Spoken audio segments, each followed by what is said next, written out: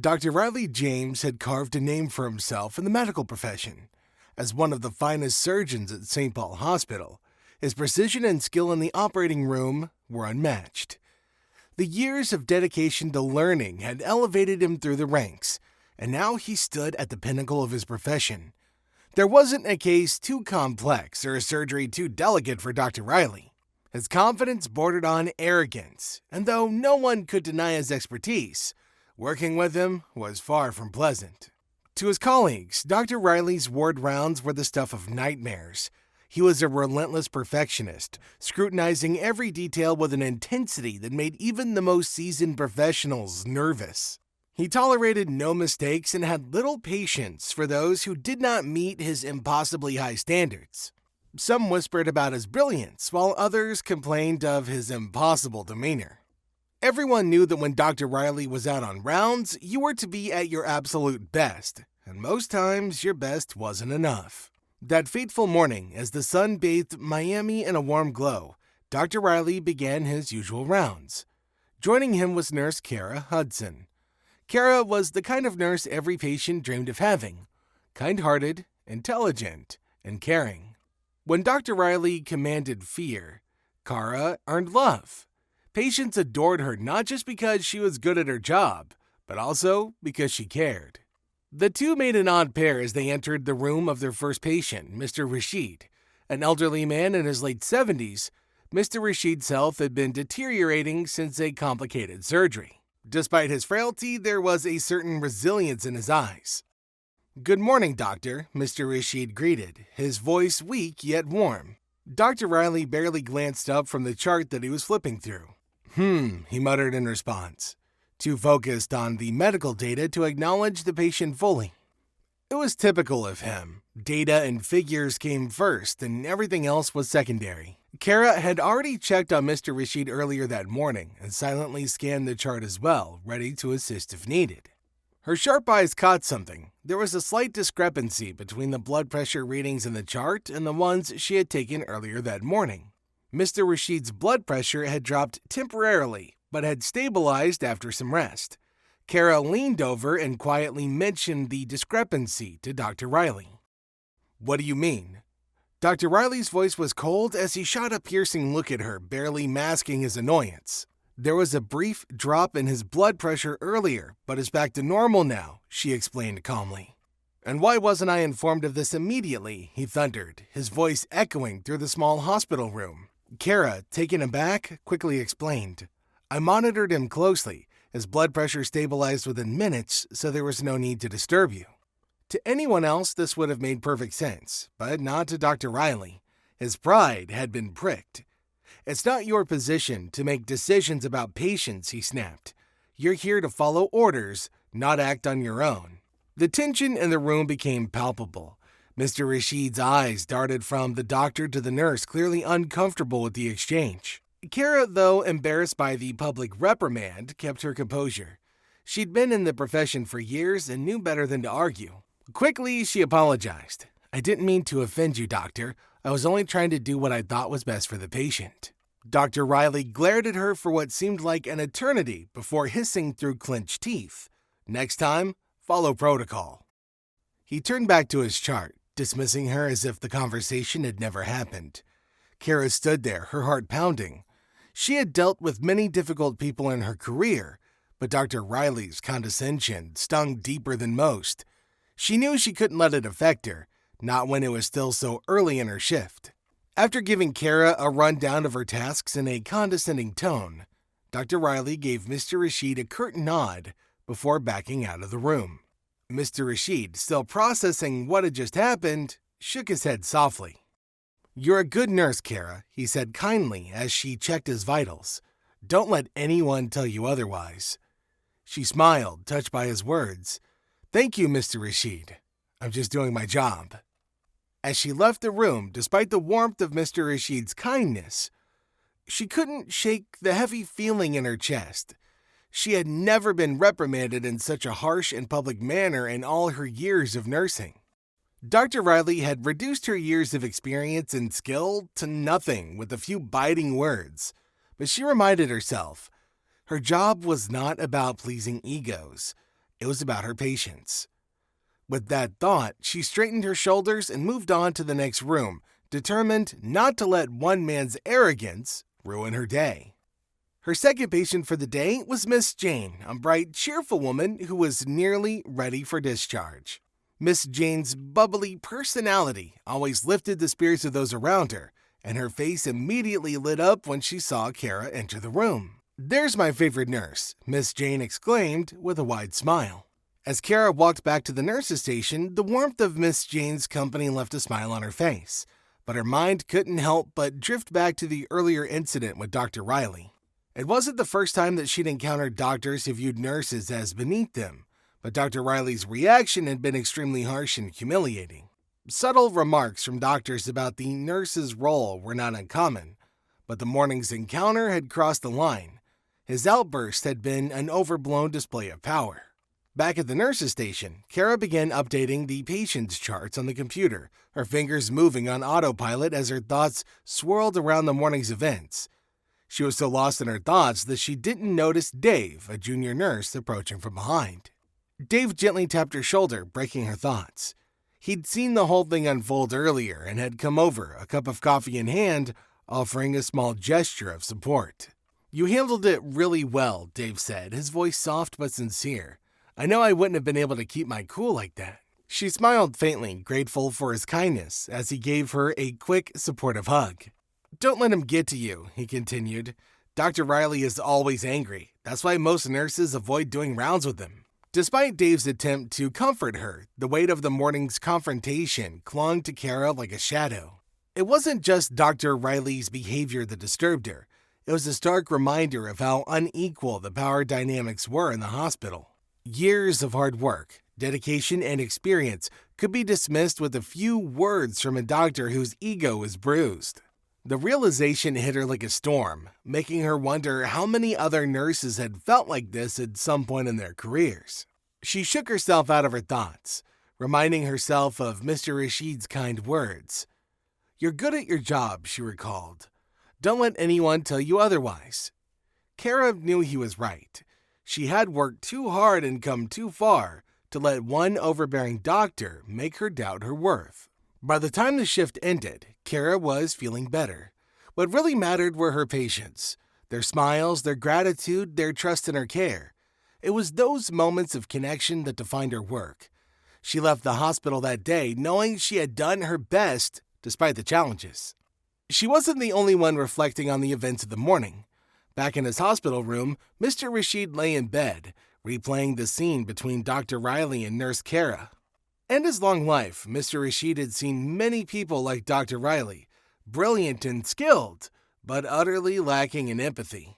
He'd spent decades leading the largest hospital network in the country, and he knew firsthand how essential nurses were to the running of any medical facility. Doctors might have the expertise, but it was the nurses who ensured the daily care, comfort, and well-being of the patients. Nurses like Kara, who were not only good at their jobs, but kind and patient, were invaluable. Mr. Rashid had been impressed by how gracefully Kara had handled herself in the face of Dr. Riley's harsh reprimand. He had expected her to crumble under the doctor's scolding, but instead she had continued her duties with quiet dignity, never letting the incident affect her care for him. That, he thought, was the true mark of a professional. His thoughts were interrupted by a soft knock on the door as another nurse entered the room for his afternoon checkup. As she prepared to leave, Mr. Rashid called her back. "Excuse me, nurse," he said, his voice gentle but firm. "Can you tell me more about Nurse Kara?" The nurse's face brightened at the mention of her colleague. "Kara? Oh, she's one of the best," the nurse replied. "She's been here for years, always willing to help, always looking out for her patients. We're lucky to have her." Mr. Rashid nodded, satisfied that his instincts had been right. He proceeded to tell the nurse about the confrontation that he'd overheard earlier between Kara and Dr. Riley. The nurse listened carefully, but Mr. Rashid noticed that she didn't seem particularly surprised by the story. "Dr. Riley is known for being difficult," the nurse explained. "I'm sorry you had to witness that. It happens more often than it should." As the nurse left the room, Mr. Rashid leaned back in his bed. He had seen enough injustice in his lifetime to know when something needed to be said right. Dr. Riley might have the skill, but without empathy and respect for his colleagues, what kind of doctor was he? And in a world where nurses like Kara gave so much of themselves every day, they deserve to be celebrated, not diminished by someone's bruised ego. That evening, as the sun dipped below the horizon, casting long shadows across the hospital corridors, Mr. Rashid sat in his room, his thoughts heavy with the events of the day. He knew his influence would get the ball rolling, but this wasn't about wielding power. It was about ensuring people, no matter their position, were treated with respect. There was a soft knock on his door. The head nurse entered with an air of professionalism that immediately commanded attention. "You wanted to see me, Mr. Rashid?" she asked, her voice steady. Mr. Rashid carefully recounted the incident between Dr. Riley and Nurse Kara. His concern wasn't just about the disrespectful tone, but the entire culture that it represented. "It's about respect," he said. "Professionals should be treated as such regardless of their titles." The head nurse listened attentively, nodding as Mr. Rashid spoke. When he finished, she sighed, acknowledging the weight of his words. "I'm truly sorry for what you witnessed. Dr. Riley has always been a brilliant surgeon, but his manner with colleagues can be difficult. His outburst to Nurse Kara in front of you crossed the line. I assure you the matter won't end here. I'll take it to the administration personally, and we'll make sure that Nurse Kara knows just how much she's valued." Mr. Rashid felt a wave of relief. He hadn't sought this for personal satisfaction. He wanted real change. "Thank you," he replied. "Leadership isn't just about titles or status. It's about how you treat those who work with you." The next day, as Kara finished her rounds and headed for the nurse's station, she saw a group of her colleagues talking in hushed tones. Among them was Dave, who waved her over. "Kara, have you heard?" he asked, excitement in his voice. "Your patient in room 009, Mr. Rashid? He's Mr. Rashid Clark, the CEO of the biggest hospital network in the country." Kara's eyes widened in disbelief. "That's why he looks so familiar," she muttered. Mr. Rashid Clark was famous, not only for his business acumen, but for his outspoken views on leadership and equality in healthcare. She couldn't believe that she'd been caring for one of the most influential figures in modern medicine without even realizing it. Dave continued. "He had a meeting with the head nurse about what happened between you and Dr. Riley." After her shift ended, Kara made her way back to Mr. Rashid's room. She felt compelled to thank him, not just for standing up for her, but for setting an example to everyone at the hospital. When she arrived, he was sitting up, reading a newspaper. He looked up as she approached. "Mr. Rashid," she began, "I just wanted to thank you for everything. You didn't have to, but you did. You stood up for me, for all of us." Mr. Rashid held up a hand, cutting her off gently. "I didn't do anything extraordinary, Kara. I simply did what was right. You deserved respect, and so does every nurse in this hospital, as people like you who are the backbone of the healthcare system." Kara felt a deep sense of fulfillment wash over her. This man, whom she had admired from a distance, had not only lived up to but surpassed her expectations. Throughout his career, Mr. Rashid championed medical reforms, particularly in terms of leadership and equality.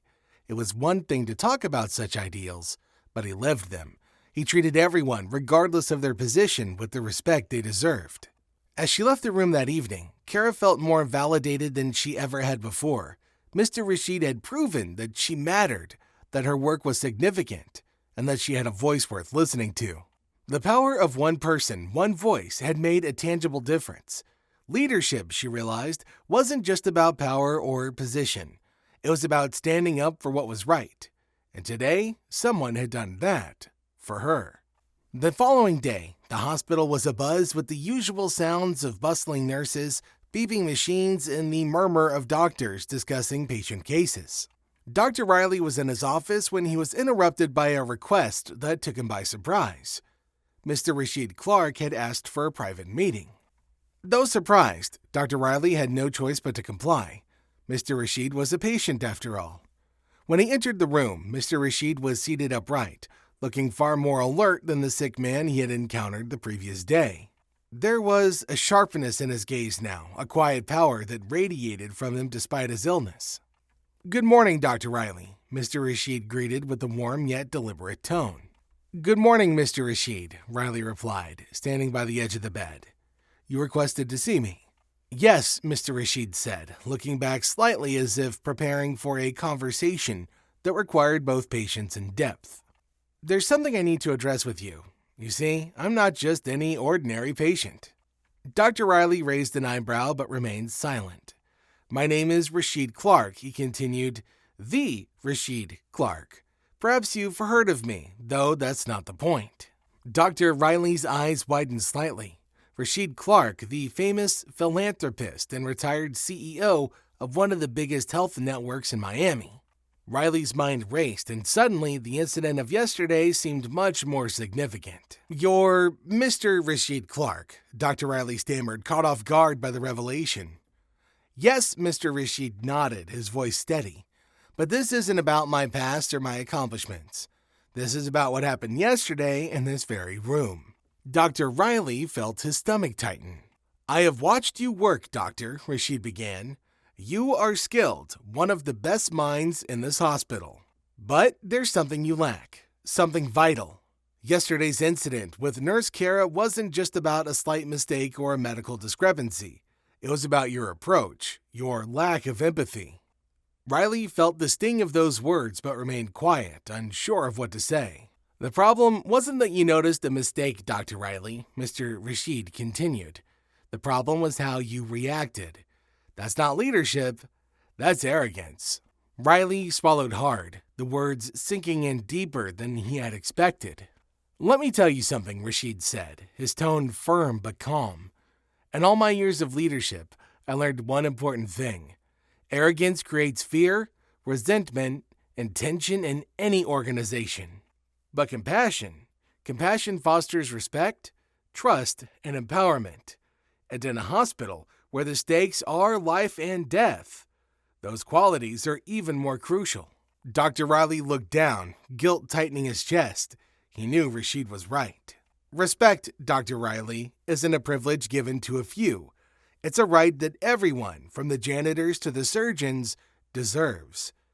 Yesterday, I was disappointed in how you treated Nurse Kara, not just because she's a professional, but because she's someone who dedicates her life to caring for others, just like you.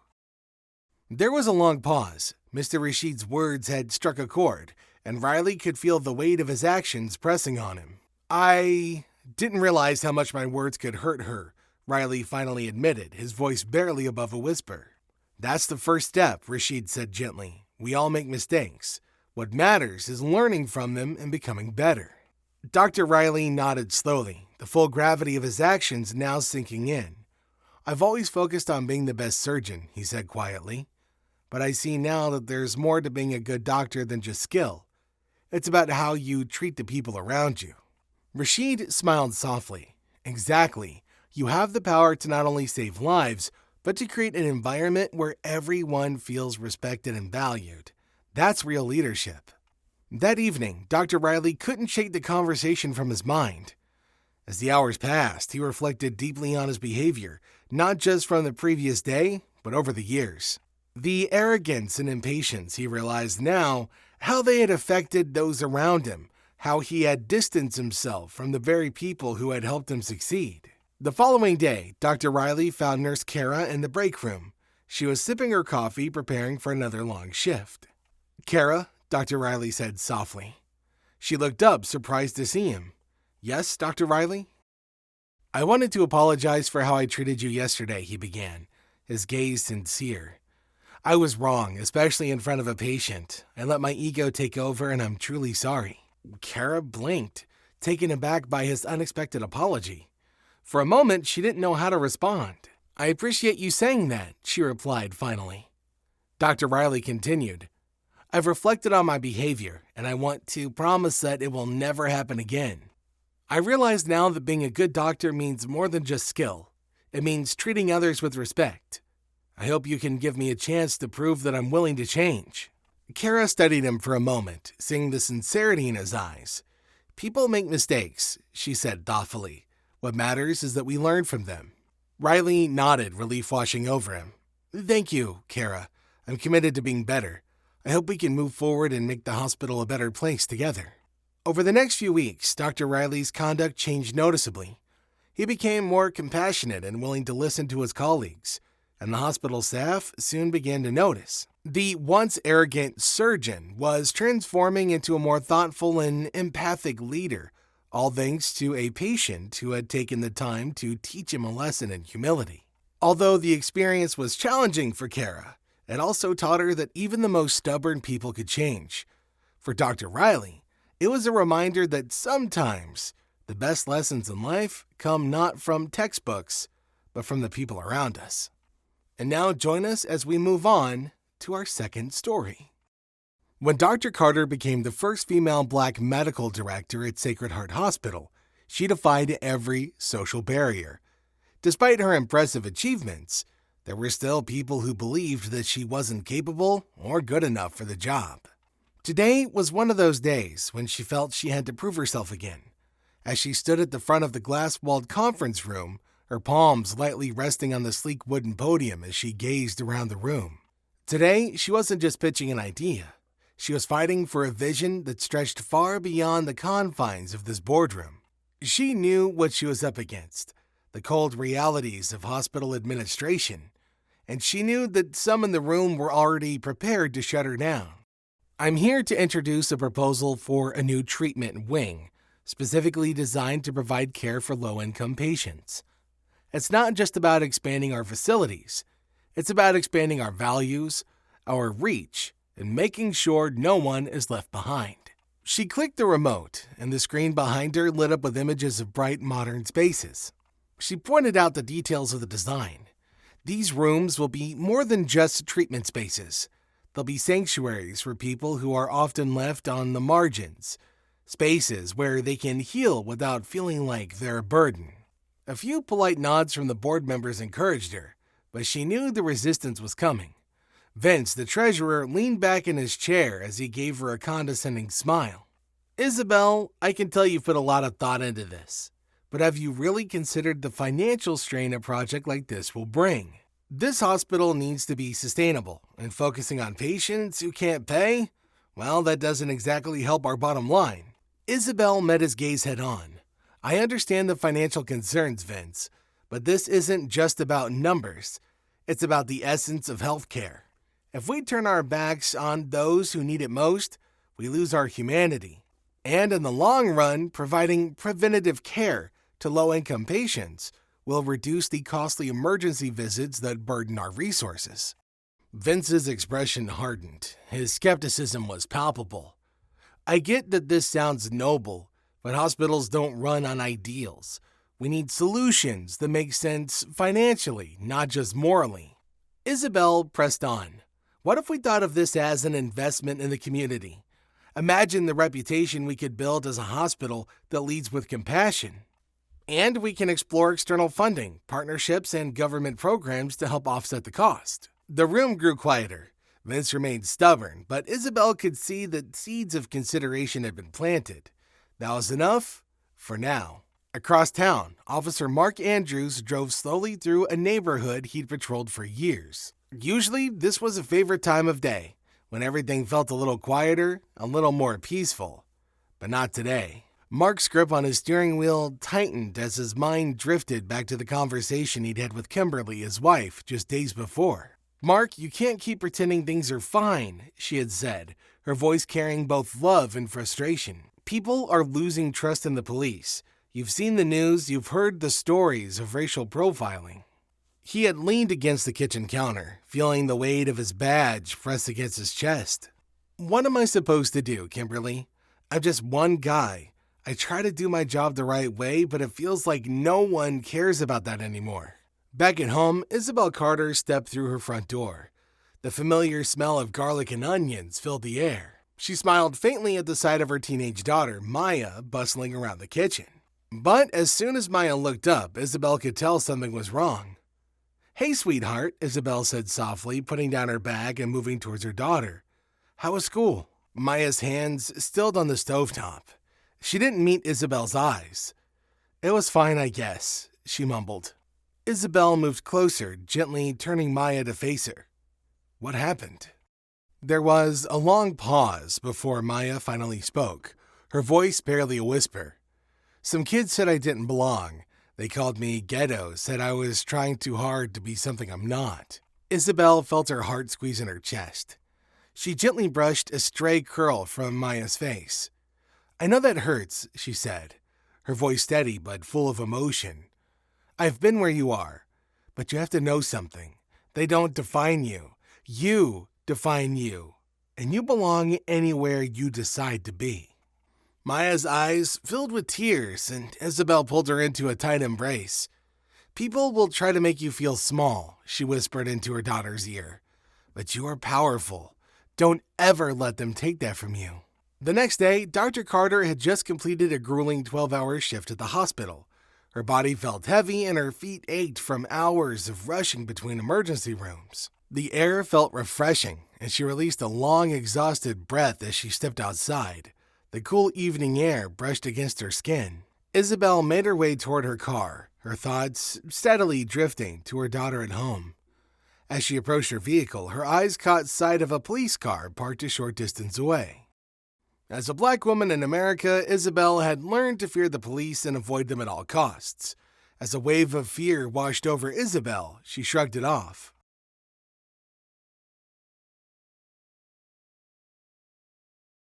Just as she began to pull away, the police car's blue and red flashing lights trailed her rearview mirror. A sharp siren followed, piercing the quiet evening air. Isabel's heart skipped a beat as she wondered what the problem could be.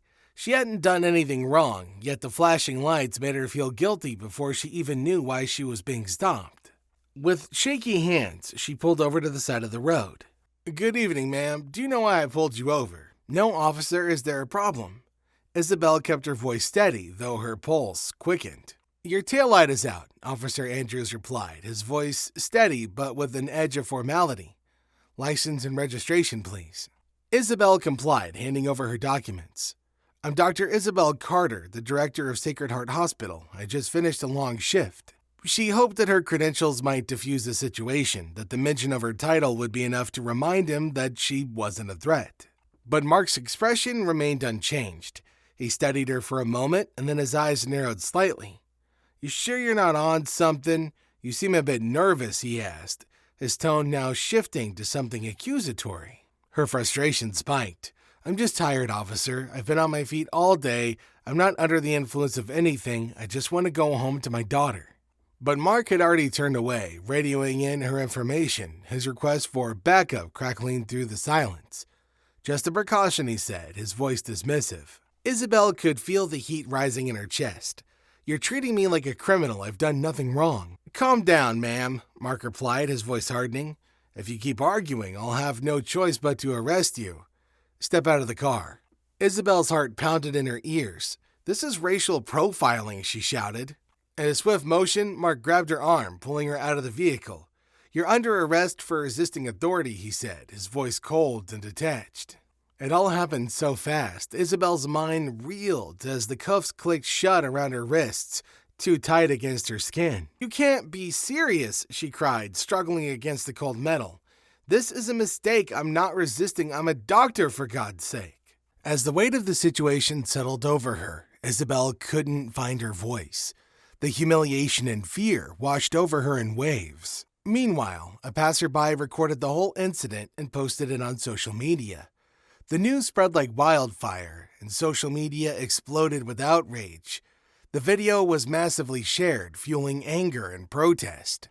In a few hours, small crowds started to gather outside the station, their chants for justice growing louder with every passing hour.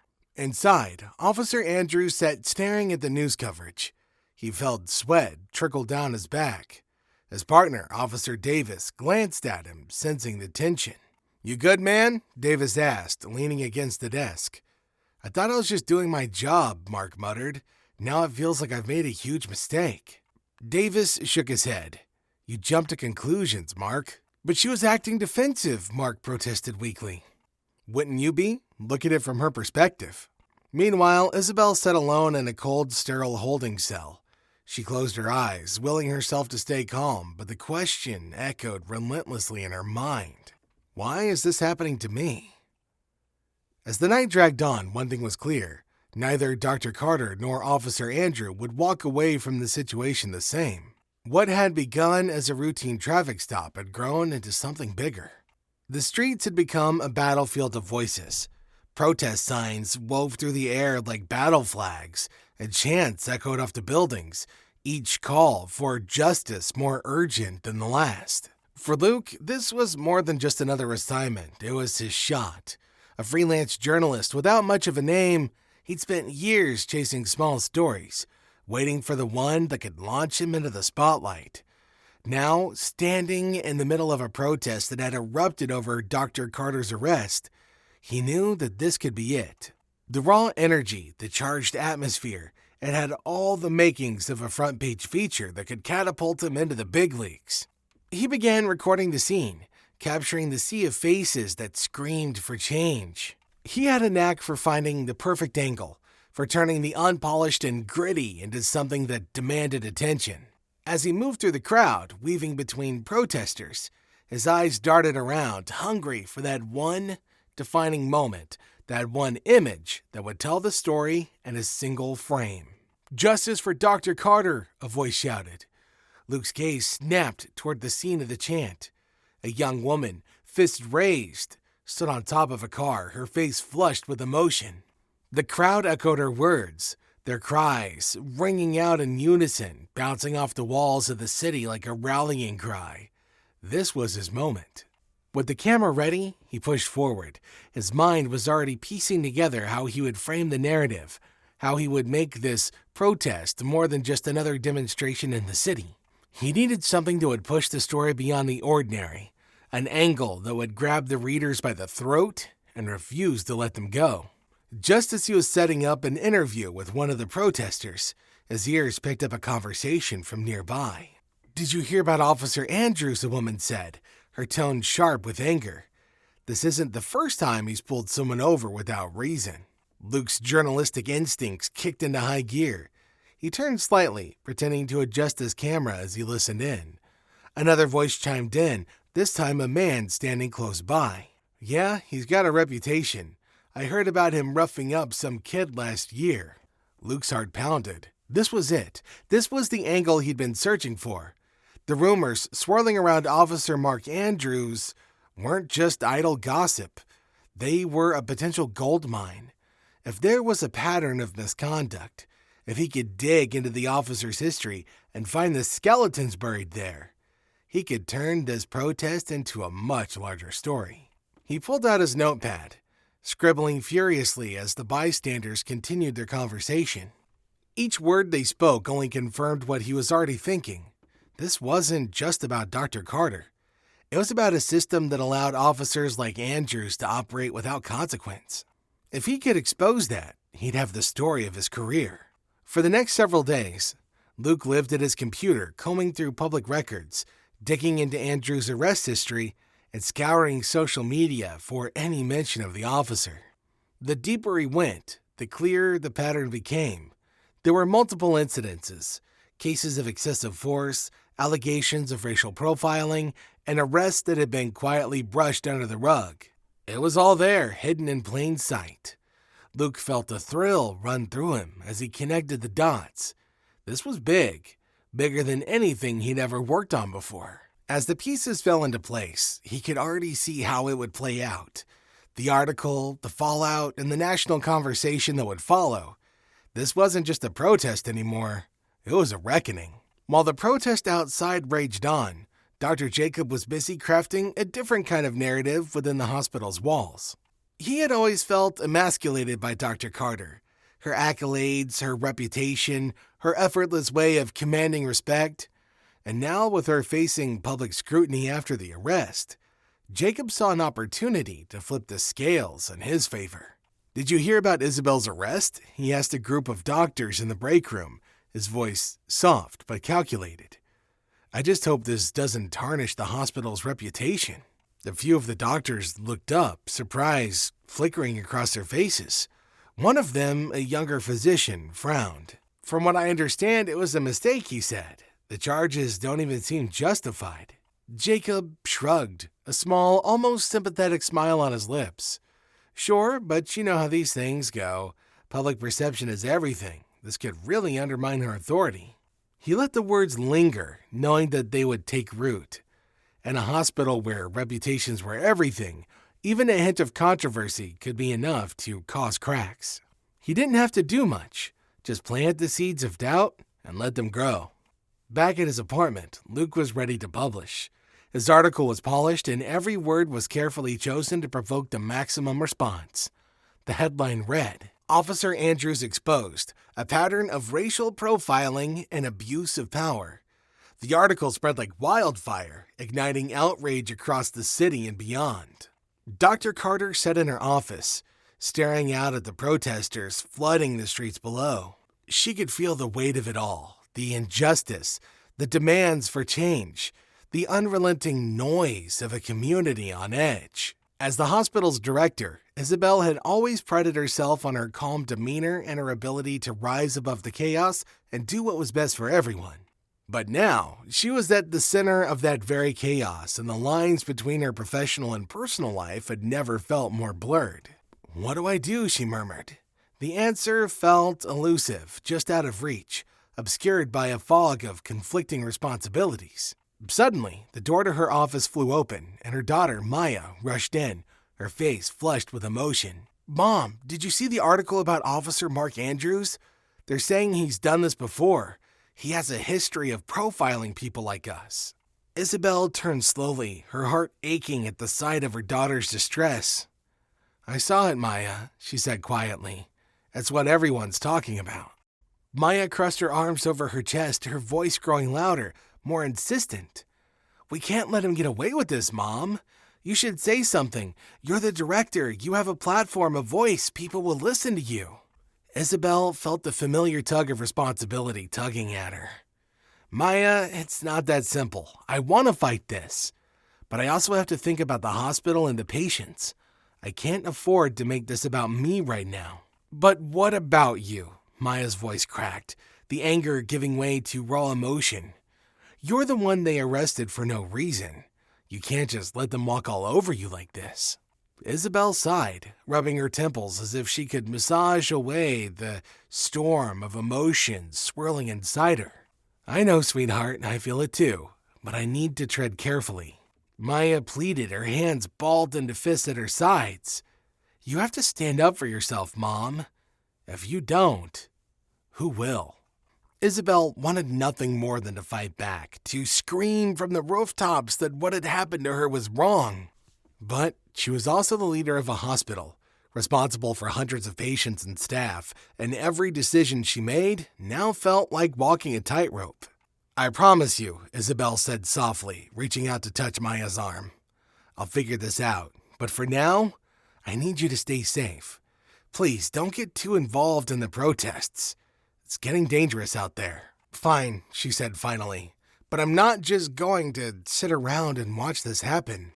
As Maya stormed out of the office, Isabel leaned back in her chair, the sounds of the protest outside growing louder with every passing minute. She knew she couldn't stay on the sidelines forever. The question was how far she was willing to go and what it would cost her. Officer Mark Andrews sat in his dimly lit living room, staring blankly at the TV. The protests were all over the news now, images of angry crowds demanding justice flashing across the screen in rapid succession. The words from the article Luke Davis had written about him scrolled across the bottom of the screen like a sentence being handed down. A pattern of racial profiling, systemic abuse. The words felt like a noose tightening around his neck. "What have I done?" he whispered to himself, his voice barely more than a breath. He'd always thought of himself as one of the good guys, someone who kept the peace and followed the rules. But now, looking at the faces on TV, hearing the stories that were coming out, he wasn't so sure anymore. "Mark," his wife Kimberly said softly from the doorway. She stepped into the room, her face a mixture of concern and disappointment. "We need to talk." Mark looked up at her, guilt and confusion swirling in his chest. "I was just doing my job," he said. "I was trying to keep the peace." "Keeping the peace?" Kimberly repeated, her voice rising. "You arrested a black woman, a respected doctor, without even knowing who she was or what she was doing. You let your biases decide for you." Mark opened up his mouth to argue, to defend himself, but he couldn't find the words. She was right. He hadn't seen Dr. Carter as a person that night. He'd only seen a potential threat. And now, because of that moment of judgment, his life, and hers, was falling apart. "I didn't mean for any of this to happen," he muttered, his head dropping into his hands. "It doesn't matter what you meant, Mark. What matters is what you did. You need to face that, and you need to do better. This is bigger than you. It's about the whole community, about all the people who feel like they can't trust the police anymore." Mark nodded, feeling the weight of her words settle over him like a heavy cloak. He had a lot to reckon with: his actions, his biases, the way that he'd contributed to the problem instead of helping to fix it. But he wasn't sure where to start. In the streets, Maya Carter stood at the forefront of the protest, her heart pounding with adrenaline. She raised her fist in the air, her voice joining the chorus of others as they chanted, "No justice, no peace." The anger and frustration that had been simmering inside her for days now spelled out in every word she shouted. She wasn't just here for her mom. She was here for everyone who the system had wronged, everyone who had been judged unfairly because of the color of their skin. As the crowd surged around her, Maya felt a strange sense of power and purpose. She felt she was part of something bigger, something that had the potential to bring about real change. It had been weeks since Officer Mark Andrews' arrest of Dr. Carter, an act that ignited widespread anger. The community, ranging from professionals to activists, had united to demand justice for the entrenched racism within their police force. In her living room, Dr. Carter prepared for her testimony. The afternoon sun cast long shadows over scattered paperwork, medical records, notes, and personal reflections chronicling the events leading to her arrest. She glanced at a framed photo of herself and her daughter Maya smiling brightly. Maya entered quietly, her concern evident. "Mom, are you okay? You seem off," she asked softly. "I'm just thinking of the trial," she replied, her voice gentle. "I'll need to recount everything that happened that night." "You're strong, Mom," Maya said, placing a reassuring hand on her mother's shoulder. "And you're not alone. You have me, the hospital staff, and everyone who believes in you." Isabel offered a faint smile, comforted by her daughter's support. "You're right. I just need to remember that." When the trial day arrived, the protesters' numbers increased outside the courthouse. They chanted for justice and held signs with Dr. Carter's name demanding accountability. As Dr. Carter took the stand, the prosecutor approached her and asked, "Dr. Carter, can you describe what led to your arrest?" Taking a deep breath, Isabel composed herself. "It started as a routine traffic stop," she began. "I was returning home from a long shift at the hospital when Officer Andrews pulled me over. Despite my attempts to explain who I was, he refused to listen. He accused me of being uncooperative and arrested me." The courtroom was silent, hanging on to her every word. "I was terrified," Isabel continued, her eyes glistening. "I felt stripped of my identity, as if being a doctor and a mother meant nothing. At that moment, I realized this wasn't just about me. It was about anyone who has faced injustice because of the color of their skin." A collective gasp swept through the room, the gravity of her testimony sinking in. Officer Andrews sat across the courtroom. The trial had grown beyond Dr. Carter's arrest to challenge the broader culture of racial profiling and unchecked power. As days passed by, the case remained at the forefront of the headlines. Luke's articles fueled the movement, energizing a community long marginalized. For Isabel, the struggle was not just in the courtroom. It was a personal fight to reclaim her dignity in a world that sought to undermine it. Officer Andrews' past had caught up with him, and the trial exposed deep flaws in the system that he represented. As he observed the growing protests and mounting pressures, he was forced to confront the impact of his actions. With the trial nearing its end, the city awaited the verdict. Would justice prevail? Would Dr. Carter's bravery lead to meaningful change? Isabel knew that regardless of the outcome, this moment transcended her own story. It was a more significant moment, a collective call for empathy, understanding, and accountability. Officer Andrew was found guilty and suspended from the police force. Despite the verdict, Isabel, Maya, and countless others knew it was still a long road to justice. But with each step, the path forward became clear. They all understood that while the journey to equality was difficult, it was one that they would have to walk together. And now, please join me for our third story. Dr. Marcus Wright, a respected black doctor, experienced a humiliating event that would spark a wave of justice in Atlanta. While celebrating a medical breakthrough at the fancy restaurant Laley, two police officers approached Marcus and questioned why he was there. What they didn't know was that Marcus's brother, Thomas Wright, was a well-known civil rights lawyer. What followed would lead to a major reckoning across the city. Laley was renowned for its opulent setting and elite guests. Lawyers, doctors, and business leaders often dined there and discussed significant matters. That night, Dr. Marcus Wright, a 32-year-old doctor, was celebrating a major career milestone with his colleagues, his joyful presence brightening the room. Marcus, the presentation was fantastic. Dr. Emily Harris, a close colleague, said, raising her glass to toast. "Thanks, Emily. It's been a long journey, but we did it together," Marcus replied, clinking glasses with her.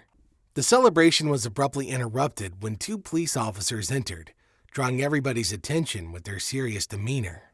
They approached Marcus's table, halting the festivities. "Sir, we need to see your ID," one officer demanded. "Is there a problem, officer?" Marcus asked, trying to remain calm.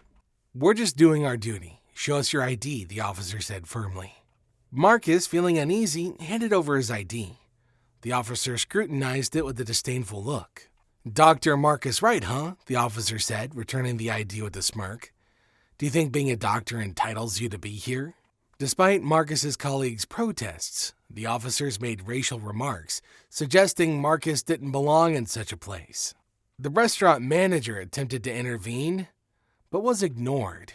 "This is absurd. He's a valued customer," the manager said, trying to defuse the situation. "Stay out of it," one officer snapped, glaring at the manager.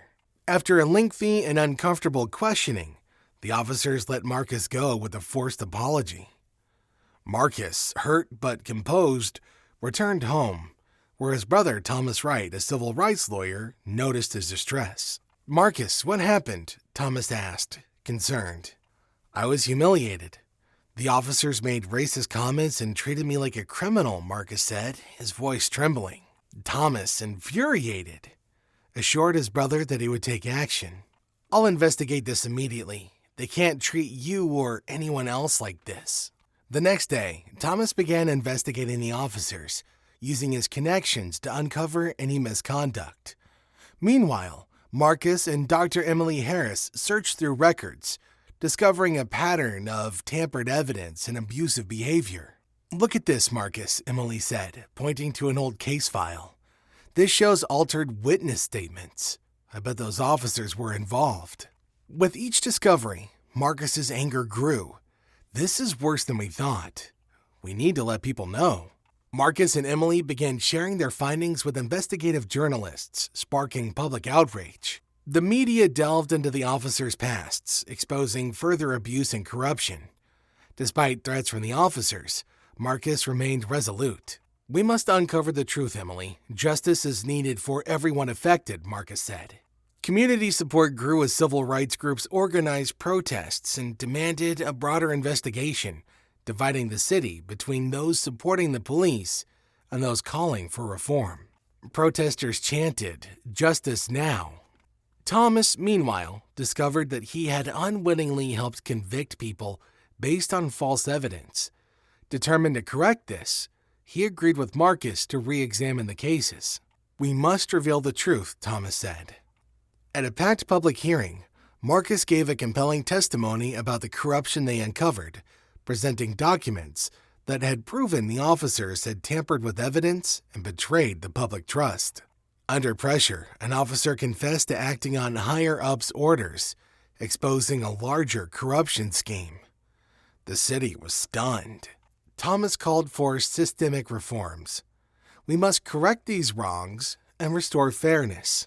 The city united for reform, resulting in the dismissal and prosecution of several high-ranking officers and a thorough review of past cases.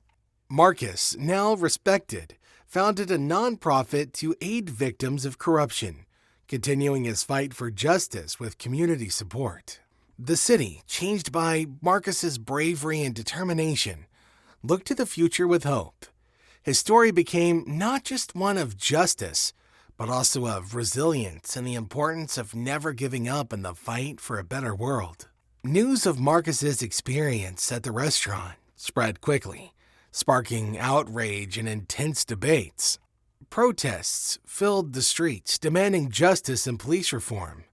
Even with all the attention, Marcus stayed focused on his mission with Emily, knowing there was still a long and tough road ahead of them. In their small downtown office, Marcus and Emily worked nonstop, piecing together the corruption within the police department. The space was cluttered with files, notes, and a whiteboard full of diagrams and names linked by red lines. "Marcus, take a look at this," Emily said, pulling out an old case file. "This shows altered witness testimony. I'm sure these officers were involved." Marcus quickly skimmed the document. "You're right, Emily. We've seen this pattern over and over.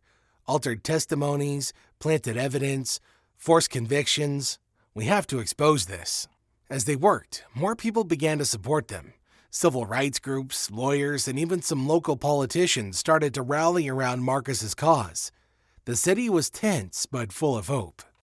That afternoon, Marcus and Emily visited one of the victims they believed was wrongfully convicted. Thomas Johnson, a 50-year-old man serving a 20-year sentence for armed robbery. He had always insisted that he was innocent. "Thomas, we're here to help," Marcus said. "We found evidence that suggests you were wrongfully convicted. We want to fight for your freedom." Thomas looked at them, his face a mix of hope and pain. "I've always known I was a scapegoat. Those officers made up the evidence. I'm innocent." Marcus and Emily spent hours with Thomas, gathering testimonies and reviewing documents. They left more determined than ever to seek justice for Thomas and others wronged by corrupt officers. The next day, a large protest was held outside the police station. Marcus was invited to speak. Holding the microphone, he addressed the crowd. "Today we demand justice," Marcus said, his voice strong and emotional. "We cannot accept racism, corruption, and abuse of power any longer. I'm a doctor, but more importantly, I'm a citizen who believes in justice and equality. We need urgent reform in our police and justice system to ensure everyone, regardless of race or status, gets a fair trial." The crowd cheered and applauded. Marcus continued, "We found evidence that officers are planting evidence and tampering with witnesses. This isn't just harming innocent people. It's a betrayal of public trust. We need a full and open investigation." As Marcus spoke, he saw hope in the faces of the crowd. Inside the police station, officers watched the protest with worried expressions, knowing the pressure was mounting. "This is ridiculous," one officer grumbled, his face red with anger. "She's making us look terrible." "We may need to find a way to discredit her," his colleague replied. "If this keeps up, we could lose our jobs, or worse." That night, Marcus and Emily worked late in their office, surrounded by documents. "We need to be careful," Marcus warned. "These officers are dangerous and will try to stop us." Emily agreed. "I know, but we're doing the right thing. We have to keep going." Meanwhile, Thomas was overwhelmed with guilt as he reviewed old cases and found more wrongful convictions based on fake evidence. He couldn't change the past, but was determined to fix these mistakes. "How are you holding up?" Marcus asked, entering his home office. "I'm okay, Marcus," Thomas replied with concern. "I need to ensure justice is done. I can't undo the past, but I can work to prevent it from happening again."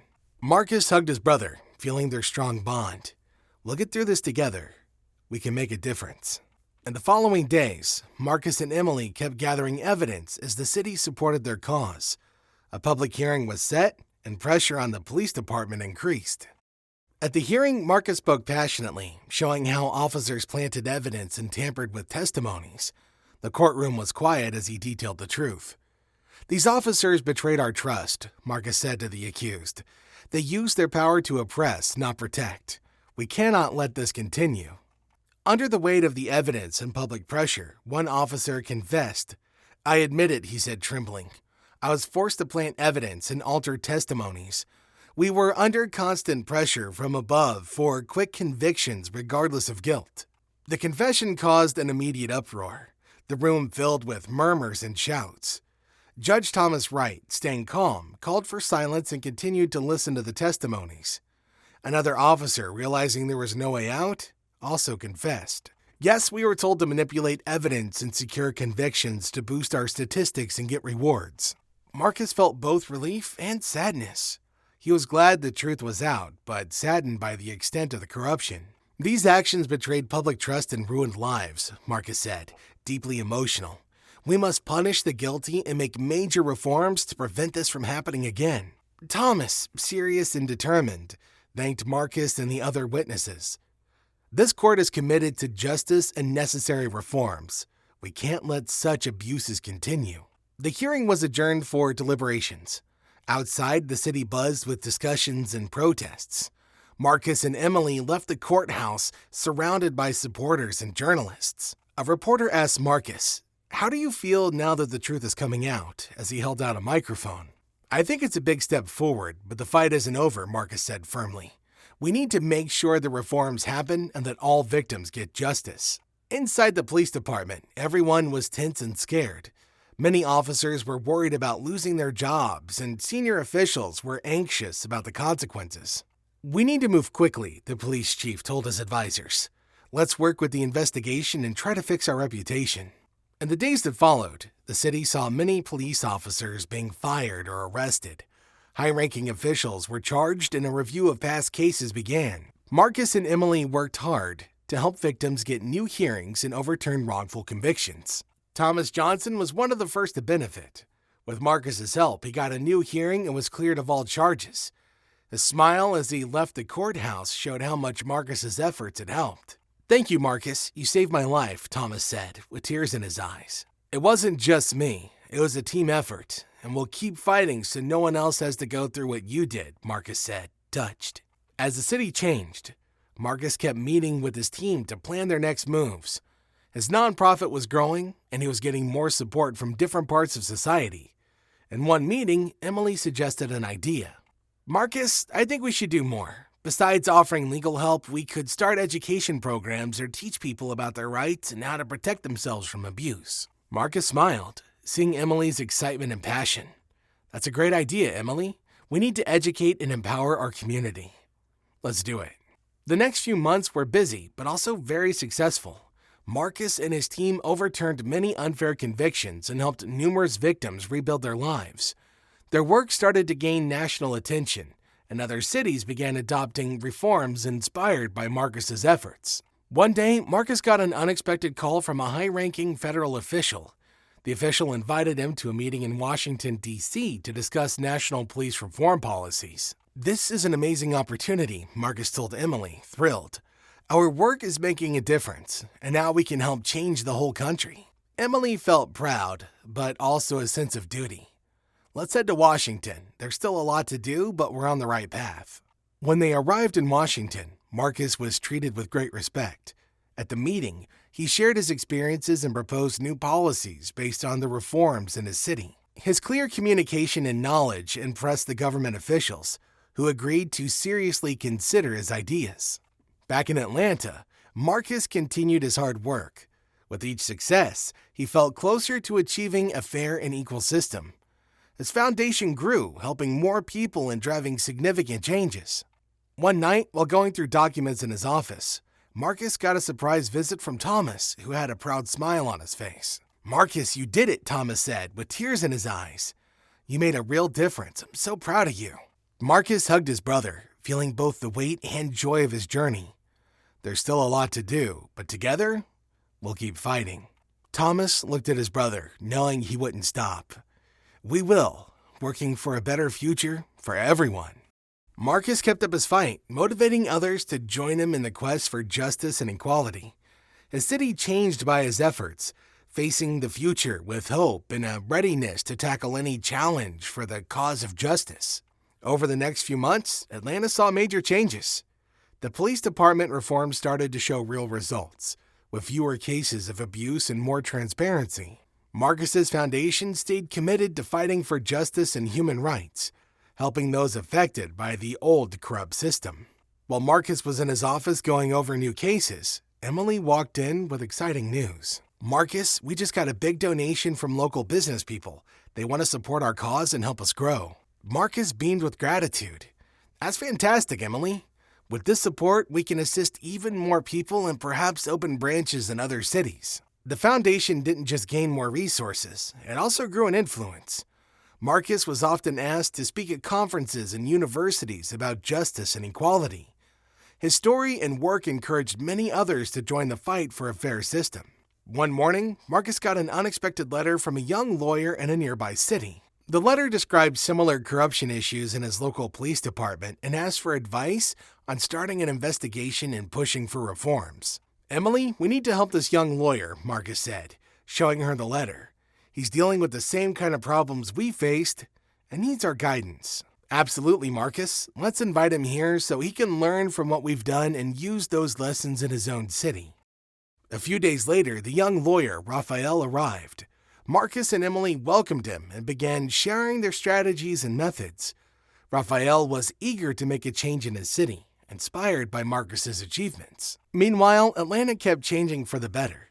The community, which had been divided, now worked together to uphold the reforms and ensure justice.